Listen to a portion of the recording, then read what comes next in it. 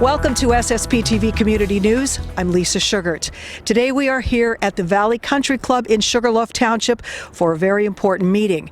PPL Electric Utilities hosting what it called an open house regarding its proposed power line project that would impact Sugarloaf Valley. As you can see, a sign is here at the entrance to the Valley Country Club. It represents the more than 200 people who turned out for this meeting in opposition to that project. I'm joined by Russ Revnak, who is a strategic communications specialist for PPL Electric Utilities. Russ, thanks so much for talking with us. No problem. What is the planned project that people are here to learn about tonight at the Valley Country Club? So essentially, we're building 12 miles of 500 kV transmission line that'll run in Luzerne County through Nescopec, Black Creek, Sugarloaf townships, and essentially that will power various customer facilities, to meet the demand for the future that they're going to need. So. And is that power stay locally, or is it going out of the area? So it's definitely customers in this area. Like the demand in this area is expected to grow 16 times over what it currently is by 2030. So that's obviously very close time frame. So in order to meet the demand that we're going to need, here in this area, that's why we're sort of upgrading these, facilities and building this line. So where are we now in the process for all of this? Because this just began. Right, so definitely early phases. This is definitely engineering and planning phase. So we're not into any kind of construction or anything like that. Still kind of determining different aspects of the project. So like I said, very early phases. How long does a project like this take to go to completion? So we do expect probably about a year and a half total time and that includes like the construction and in-service time. So that's essentially what we've estimated right now. Now here tonight, you have like stations set up at this. It's not your typical meeting where people are standing up and speaking. So tell us about the process here this evening. Yeah, so more so than just providing information, I think it's about listening to the community, just answering their questions that they may have or any sort of those, inquiries that they have for us. So essentially, this open house is designed for that, and it has various stations with subject matter experts that can answer questions about a wide variety of topics associated with this transmission line, and that varies from engineering to right-of-way and those types of disciplines. I'm sure you're aware that residents have expressed concerns over this. There's a petition also with 1,200 signatures, the last I heard, that was on it. They're concerned about quality of life, health-related concerns, environmental impact, and some are afraid of losing land. What do you say to these residents who have these concerns? So we definitely respect their right to, express their feelings and that sort of thing. And like I said, that's why this is so important here, to have these sort of types of events where, they can get their questions answered from people that definitely know, that specific discipline, whatever that question may be. As far as, the other piece of that, I think really it's us providing this information so that they can, sort of get those questions answered and basically feel a little bit better at the end of the day of figuring out, what questions they had and what answers we gave them. So, is there like a way to look at this? Like, how do you know where to put lines like this? Like, do you try to avoid neighborhoods, or what do you do? Like, what's the protocol? So this specific line, and with every transmission line siting, we essentially conduct thorough studies and analysis to basically pinpoint the best possible location. This specific project uses an already established transmission line corridor. The transmission line that was previously there had been removed, but this specific project will be utilizing that same corridor. So obviously that will minimize, there's really no other route that would minimize that more than this current route. So essentially, if you did choose a different route, there would be significantly more disruption to, the natural environment, the community. So with this line, essentially, we're just widening the right-of-way area by 100 feet to put, this line through that same corridor. What does it look like to people living around here in that? For me, like, will we see large towers, or Are we going to see this? Is it very visible? Tell me about it, because I'm not familiar with it. So I can't really speak to that at this point, just based on it being in the early engineering phase. So like actual pole heights and things like that would be determined once that engineering phase is complete. And what do you say to the people, I guess, to ease their concerns if they are afraid of maybe possible health-related concerns, or you take all of that into account when you're determining where these lines go? Right. So, I mean, that's why we're having this event today. So essentially, anybody that has any questions or concerns, comments, they can, come here and address those. We're here to be transparent, and we're definitely here to answer questions, listen, and, just take in what the community has to say today. Do you do something with this input tonight? Like, is there a plan for utilizing it? Do you look back at it? Do you keep a record of it? So there's comment cards inside that anyone can fill out. We also have a project website. It's sugarloafproject.com. And then there's also a dedicated email address. It's sugarloafproject@pplweb.com, where people can either reach out with questions or any sort of feedback they have. They can also access that email address from the website. But again, like I said, there's comment cards here today. And like I said, we're here to listen, and we're here to be transparent and just sort of, essentially answer any questions that people may have. What's the next step after tonight? After tonight, I would say the next step is kind of just compiling the information that we've collected. I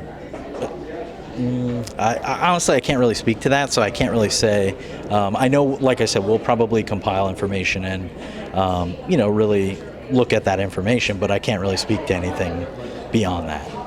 Two of the municipalities I know, Black Creek and Sugarloaf, have passed ordinances saying they oppose that. What message does that send to you? So we are aware of those resolutions, and we definitely are taking them seriously.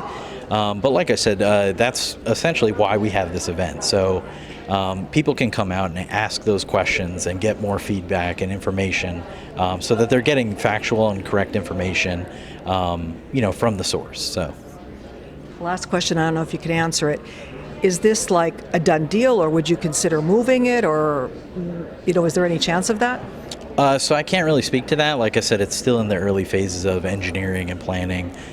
So as they work through those things, they'll look at, various variables and that sort of thing. But I can't really say any definitive way, to really answer that question. So I would say can't really speak to it. In regards to property values, they've worried about too.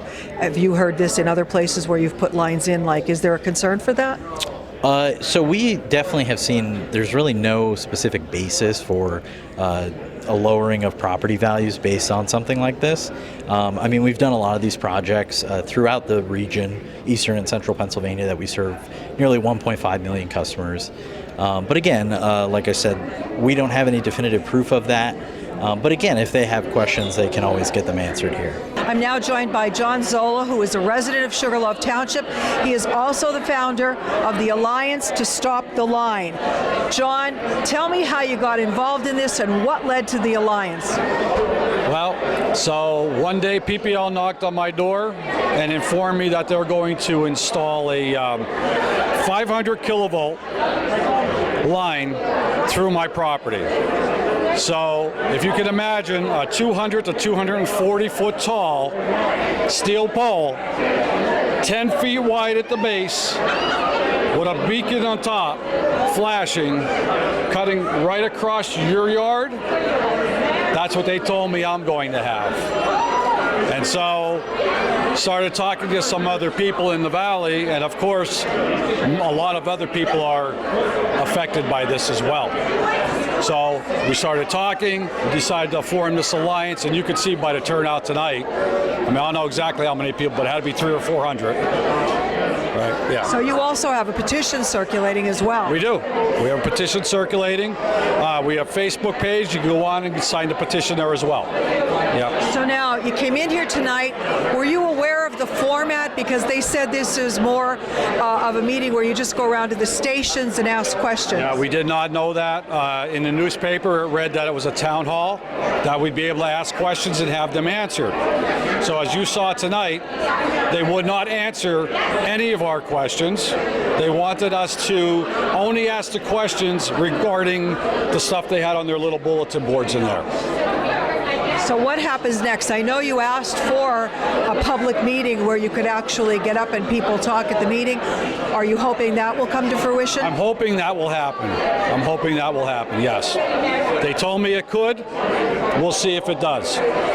So now what's the next step for the Alliance? Well, we're going to keep pushing forward.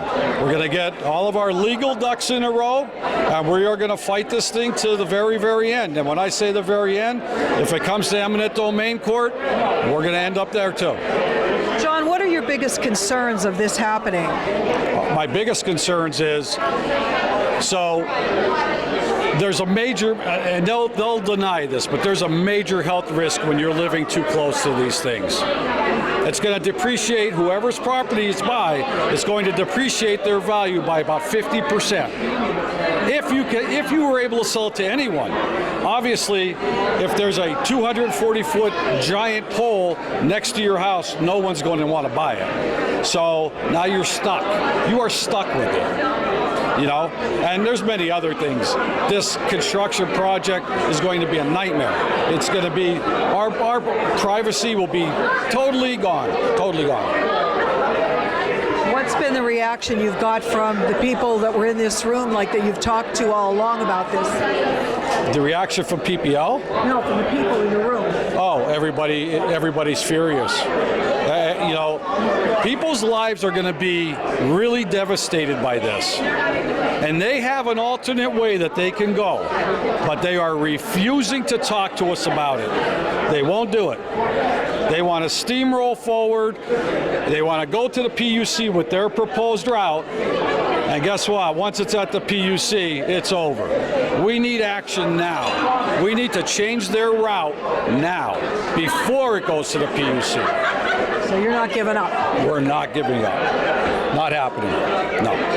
Anyone else that would like to join our effort, certainly reach out. You could go on Facebook, Alliance to Stop the Line, or there's so many people involved in this now. Just reach out to us and we'll get you involved. Garth Book is also heavily involved in the Alliance to Stop the Line. Garth, what are your concerns? I think there's many concerns that we have. I think about our way of life. I think also the lack of transparency that PPL is giving us.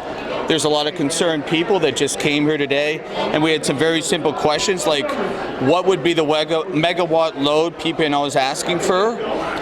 Is PPL asking for a dual line?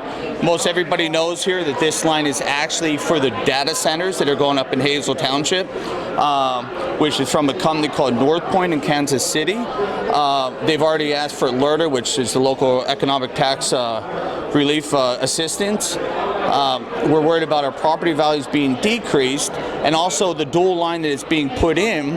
PPL is not giving us a fair answer as to as far as is that dual line necessary just for the data centers, or is it for the extra transmission power that they need to the electrical grid.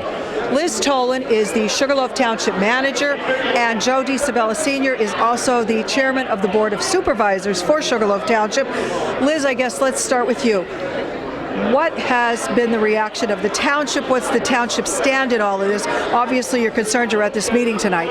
Yes, well, you know, I must say that we had this same group of individuals, or at least a lot of them, were at the last Board of Supervisors meeting, very respectfully presented their concerns under the guidance and the leadership of John Zola.